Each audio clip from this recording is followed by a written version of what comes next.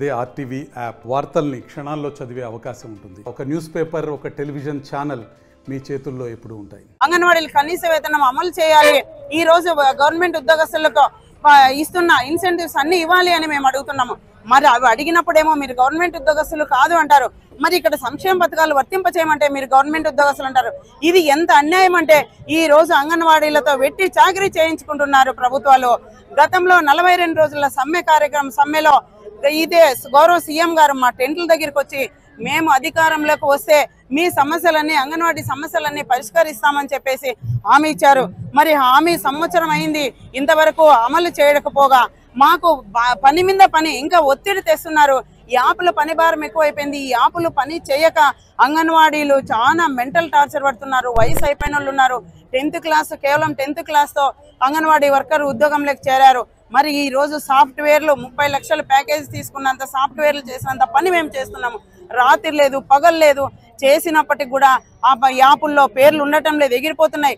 మరి పేర్లు లేవు, మీకు లబ్ధిదారులకు రేషన్ రాదు, సరుకులు రావు అనే అధికారులు మరి భయభ్రాంతులకు గురి చేస్తున్నారు. మరి ఇవన్నీ యాపులు తగ్గించి యాపులు పని చేయాలి.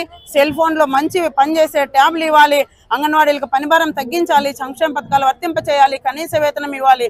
మినీ వర్కర్లని మెయిన్ వర్కర్లుగా చేస్తూ జీవో వెంటనే విడుదల చేయాలని మేము సందర్భంగా ప్రభుత్వాన్ని డిమాండ్ చేస్తున్నాం. అంగన్వాడీలకు 10-11 వేలు జీతం వచ్చేటువంటి వాళ్ళకి ఎటువంటి సంక్షేమ పథకం అమలు కావడం లేదు. సంక్షేమ పథకాలు అమలు చేయాల్సిందే. రెండవది, కనీస వేతనం 26,000 రూపాయలు ఇవ్వాలి. ఈరోజు ప్రభుత్వ ఉద్యోగాన్ని వస్తూ ఉంది కంప్యూటర్లో. మరి ప్రభుత్వ ఉద్యోగం అయినప్పుడు ప్రభుత్వ ఉద్యోగ జీతం ఇవ్వాలి కదా. ప్రభుత్వ ఉద్యోగాన్ని పేరు చెప్తున్నారు, జీతం ఇవ్వకుండా ఉంటున్నారు.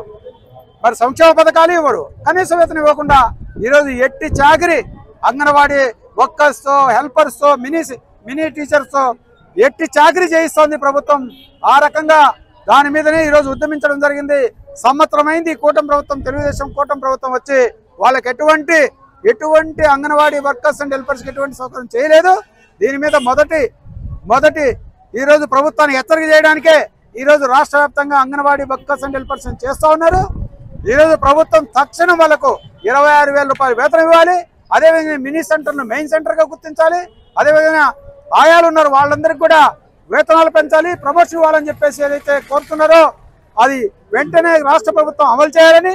అంగన్వాడీ వర్కర్స్ యొక్క ఉద్యమం ఏ రూపం ఉంటుందో చంద్రబాబు నాయుడు గారికి బాగా తెలుసు, గతంలో అనుభవం కూడా ఉంది.